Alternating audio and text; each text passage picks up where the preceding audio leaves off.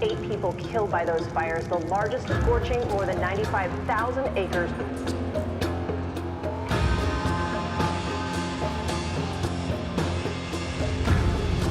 Hotshot is out on the line fighting that fire. They're on the fire's edge. The wind could shift immediately. They're at the mercy of Mother Nature. Straight to the latest on those devastating wildfires out west. How dangerous is wildland firefighting? Lace up your boots, get your hard hat on, throw your pack on, and run into the woods while it's burning.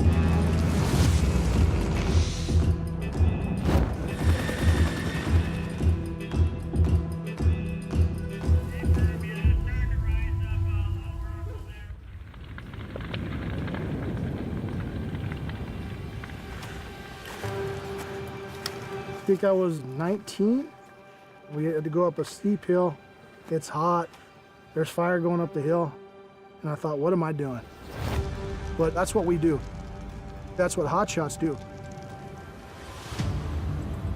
A hotshot is an elite firefighter that travels around the nation about 6 to 8 months out of the year, working 16-hour days, sleeping in the dirt, not seeing their family, and fighting fire the whole time. Hotshot is the first ones in on a wildland fire.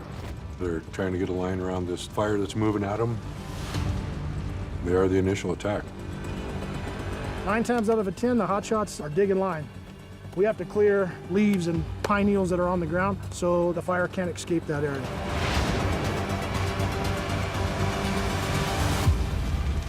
It's as dangerous as it gets. There's obviously an inherent danger in our job no matter what we do, but how we mitigate that's what's important.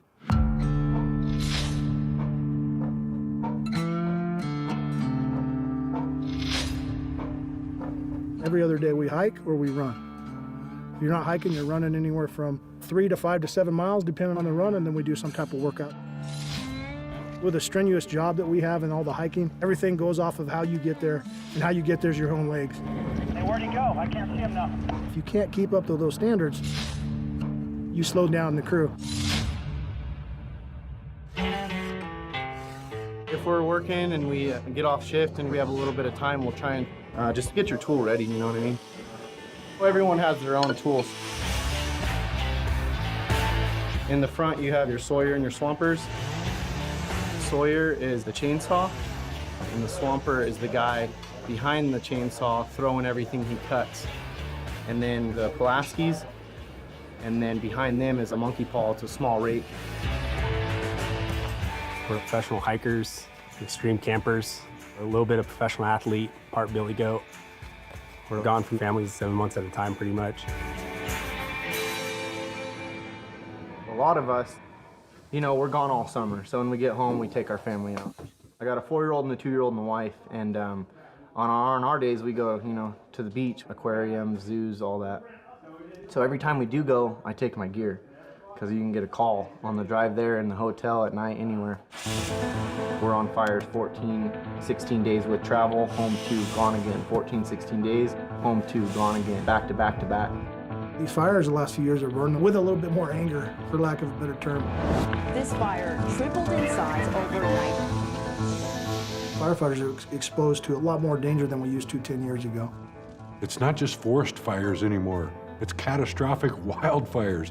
This is now one of the most destructive wildfires in the history of the state. We've had a lot of folks get hurt and killed the last couple of years because of that. The Wildland Firefighter Foundation is a foundation that takes care of fallen and injured wildland firefighters who get killed and injured on the fires that they fight. We help with their families. 9 times out of 10, your first responders are the breadwinners in their home. When that firefighter goes down, whether he's severely injured or a fatality happens, their paycheck stops. So, you know, our first mission here at the foundation is to sustain that home. If it wasn't for Coors Banquet, we couldn't make the difference in their lives that we're able to do.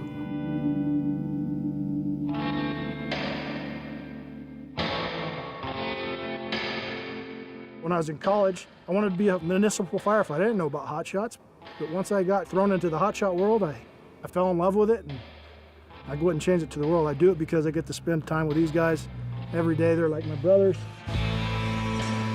It's like your second family. You go to fires and people have a very, very high expectation of us. You're expected to do the longest shifts, do the hardest things, go to places where no one else goes. A lot of these places are beautiful. It's the most pristine parts of nature you can imagine. Protecting our West is important because these are public lands. This is stuff that me and you could take our kids to or take your family to, and we want to keep it that way. I would like to say to those wildland firefighters out there and all the people that support them, we're so proud of you and who you are and what you protect in America, all that you give of your lives and your families to be wildland.